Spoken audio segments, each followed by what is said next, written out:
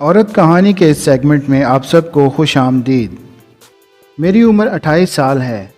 میں ایک افسر کی بیوی ہوں اور میرا 13 سال کا ایک بیٹا بھی ہے، مگر اس کے باوجود میں نے اپنے آپ کو اس طرح سنبھال کر رکھا ہوا ہے کہ میں ابھی بھی ایک خوبصورت جسم کی مالک نظر آتی ہوں۔ لیکن میرے شوہر کے گھر میں موجود نہ ہونے سے میں تنہائی کا شکار رہتی تھی۔ 1 ماہ بعد ان کو چھٹی ملتی، وہ بھی 2 دن کی، جس میں وہ گھر کے ضروری کام نہیں نپٹا پاتے۔ لیکن میری طلب پوری نہ ہوتی اور میرا بدن جسمانی ٹوٹ پھوٹ کا شکار رہتا۔ جو ہی میرا پیار جوبن پہ آنے لگتا تو میرے شوہر کی چھٹی ختم ہو جاتی اور میں پھر سے اپنے شوہر کی چھٹی کا انتظار کرنے لگتی۔ خیر، زندگی یوں ہی اپنے شوہر کے قرب کی پیاس میں گزر رہی تھی۔ پھر کچھ دن بعد میری نند کی شادی کی تیاریاں شروع ہو گئیں، جس سے میرا وقت اچھا گزرنے لگا اور بوریت بھی کم ہو گئی۔ میری نند کی شادی ایک سرکاری افسر سے ہوئی، جس کو ہم پیار سے راجہ کہتے تھے، اور وہ ایک سڈول جسم کا مالک تھا۔ کئی بار میں نے یہ محسوس کیا کہ وہ جب ہمارے ہاں آتا یا مجھے کہیں ملتا تو وہ مجھے پسندیدگی کی نظروں سے دیکھتا، جو مجھے بہت برا محسوس ہوتا اور مجھے ذرا بھی اچھا نہیں لگتا تھا۔ بس مجبوری کی وجہ سے ان کا حال پوچھنا پڑتا تھا، اس لیے میں کوشش کرتی کہ کم سے کم ان کے سامنے جاؤں۔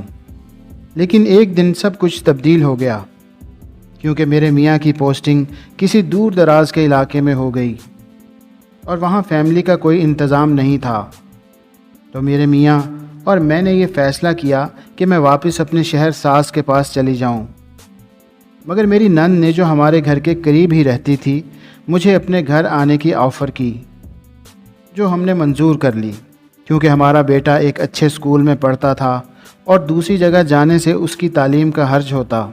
اسکول کے ہاسٹل میں رہتا تھا اور صرف ویک اینڈ پر گھر آتا تھا۔ تو میں اپنے میاں کے جانے کے بعد اپنی نند کے گھر شفٹ ہو گئی۔ راجہ زیادہ تر کام کے سلسلے میں گھر سے باہر رہتا تھا اور ابھی تک ان کی کوئی اولاد بھی نہیں تھی۔ میں اور میری نند دونوں گھر پر اکیلی ہوتی تھیں۔ میں بوریت دور کرنے کے لیے گھر کے کام اس کے ساتھ کرنے لگ جاتی، اس کے ساتھ فری ہو گئی۔ ایک رات جب راجہ ڈیوٹی کے لیے جا رہا تھا کہ اچانک لائٹ چلی گئی، تو وہ اندھیرے میں کچن میں آیا جہاں میں کام کر رہی تھی۔ اس کا ہاتھ میں نے اپنے آپ پر محسوس کیا۔ اس نے سوری کیا اور کہا کہ میں موم بتی ڈھونڈ رہا ہوں۔ اس کی نظر میں یہ سب کچھ اچانک ہوا، مگر میں جانتی تھی کہ یہ سب کچھ اس نے جان بوجھ کر کیا ہے۔ مجھے اس کی یہ حرکت بہت بری لگی۔ پہلے تو سوچا اپنے شوہر کو کال کر کے کہتی ہوں کہ ہماری رہائش کا انتظام کریں، ہم مزید اس گھر میں نہیں رک سکتے۔ لیکن پتہ نہیں پھر میں نے ایسا کیوں نہیں کیا۔ رات کو جب میں سونے کے لیے گئی تو جانے کیوں میں نے اس کے ہاتھ کا لمس اپنے جسم پر محسوس کیا۔ پھر مجھے مزہ آنے لگا اور میں نے آنکھیں بند کر کے سرور محسوس کرنا شروع کر دیا۔ اگلے ہی لمحے میرے ضمیر نے مجھے جھنجھوڑ دیا اور میں ایک جھٹکے سے شیطان کے چنگل سے باہر آئی اور استغفر اللہ پڑھ کر اللہ سے توبہ کی۔ مجھے عجیب سی فیلنگز ہو رہی تھیں۔